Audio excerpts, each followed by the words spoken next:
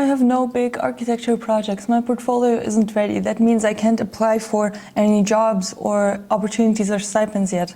Definitely wrong. Hello everyone, my name is Maria and I'm here back today with another video, this time on a topic that has been so highly requested across all my communities, which is portfolio preparation and how to build an actual portfolio. But I'm not just going to tell you how to create a folder in InDesign or how to put images together. We're going to talk about what actually matters when you don't have a lot of projects, when you only have student projects, and when you feel like your portfolio isn't good enough. Let's talk about this. So there's a huge misconception that in order to have a good architecture portfolio, you need to have a lot of built projects or a lot of finished projects. However, that is definitely not the case, because when I built my first real portfolio, I didn't have any build work or internships. It was all student work. My first portfolio was built after the second semester, so I just had 2 finished projects. So first I would like to talk about what architecture schools and jobs actually look for in your portfolio as an architecture student. Obviously nobody's looking for skyscrapers,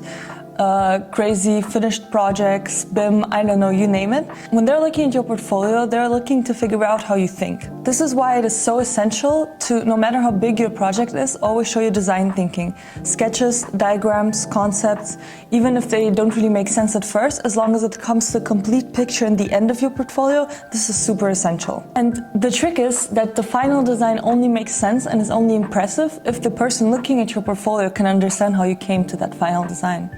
That is why I always say strong storytelling over those flashy renders. Another thing that is super important that I've noticed during my consultations and all the feedback rounds I've done with students is that a strong layout equals good communication.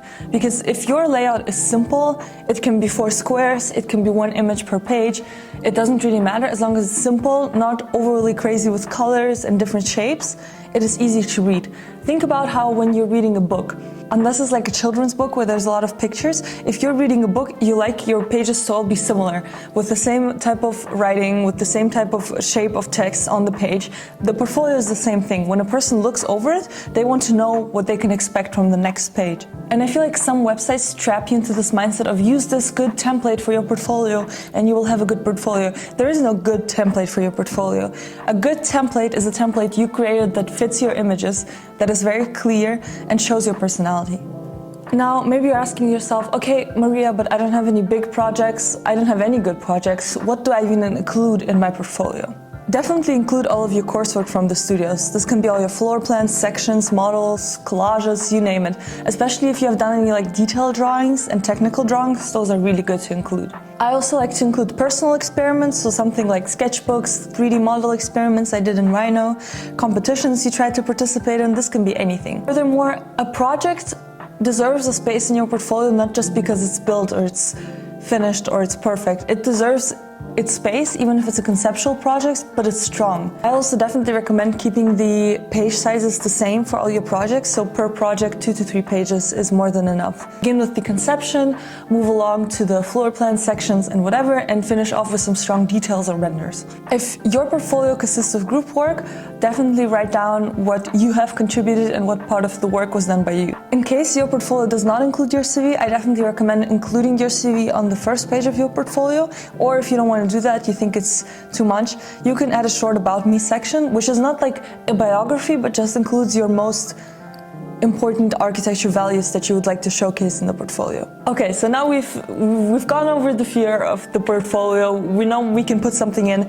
How do you actually make your portfolio look professional? The thing that makes the portfolio look professional is consistent grid layout. This means you have the same grid for all your pages. Either it's 4 images, or it's 2 images, or it's 1 image. You have the same margins on all sides, you have the same fonts, and you just keep it clean throughout the whole portfolio.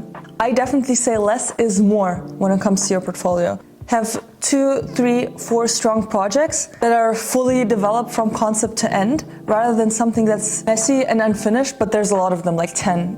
Another thing that is super important, especially if you're actively applying to jobs, is always export your portfolio as a PDF. A lot of websites have limitations on the amount of megabytes you're able to upload, so I definitely always recommend 5 to 15 megabytes. Make sure your images are always in the highest resolution you're allowed to have for those amount of megabytes. I always have it set to the highest, and then I just export and see where I'm at with the megabytes, and then I roll it back as much as I need to fit the criteria. There's also a lot of online tools that will help you structure your portfolio before you actually begin doing it. I use tools like Notion, Canva. There's also Esu that I've found, which can help you make the selection and see what margins fit your work best. If I had to reflect on the mistakes I made in my portfolio and stuff that I would like to change, is my first portfolio was very over-designed. I had a very messy layout. There was way too much text because I'm someone who really likes to write and explain architecture. I'm into communication, if you couldn't tell. But once I applied to jobs with that, I definitely realized that every time I was showing someone my portfolio, they would just skip over the text part. They would just go to the images. So I ended up leaving it out anyways. Also, what happened is I didn't explain my process clearly. It always started with a big site analysis plan, and then it went into the floor plans, but where is the concept? What is the core of the project? I always recommend putting in the conceptual images first.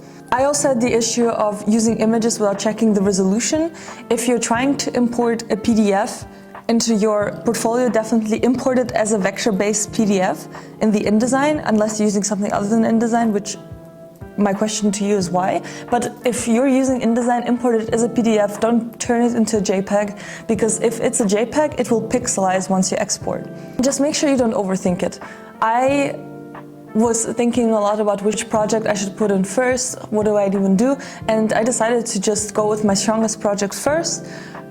Then it became more chronological, and I decided to showcase 3 main points in my work: reuse, sustainability, and urban design when in the context of architecture. So pick some topics that will help you base your portfolio around. If you're still scared about what to do with your projects, you're still scared about building the portfolio, don't be scared. You're not behind, you're still building your voice, and your portfolio is something that's going to be like your business card in architecture.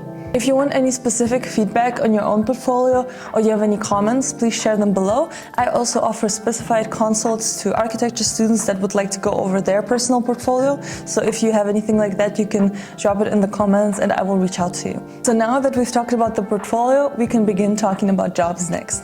I hope you enjoyed this video. Like and subscribe and follow the channel for more helpful, easy videos for architecture students. Bye guys!